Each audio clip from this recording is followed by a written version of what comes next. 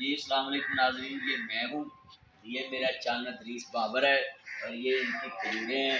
बस ये हम खाने के लिए तैयार बैठे हैं, मगर अभी ये पकी नहीं है, बस पकने वाली है। हमें TCS कर देना, मेरा चन्न मेरी मन है, खजूर सानू TCS कर देना।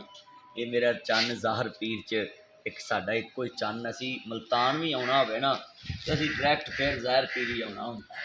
हाँ जी, जिवें लोग कहते मियाँ दी दौड़ मसीत तक, मैं अपने घर ही आना हूँ। साडी दौड़ जी ना ज़ाहर पीर तक होंदी है।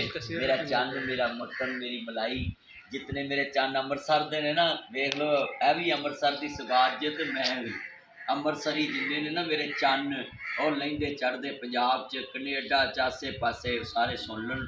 आ देखो खजूर मेरे चन्न ने अपने घर च लाइया ने। इतने जनाब जी कोई दुबई समझता है, कोई सऊदीया समझता है, कोई जमाम समझता है, कोई तबूक समझता है, कोई तैफ समझता है। मेरे चन्न के घर चलियाँ खजूर मैं कहना बच्चे भी इतने तहजीब याफ्ता ही लगते हैं। नहीं तो साढ़े अल्लाह माफ़ करे को हाल इतने एक खजूर नहीं बचनी, बाला ने सारे डोके ला के लै जाने।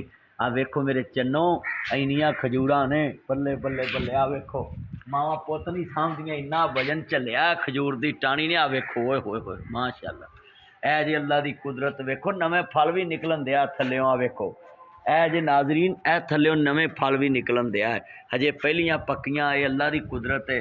बहुत शुक्रिया मेरा चन्न, मेरा मक्खन, मेरी मलाई।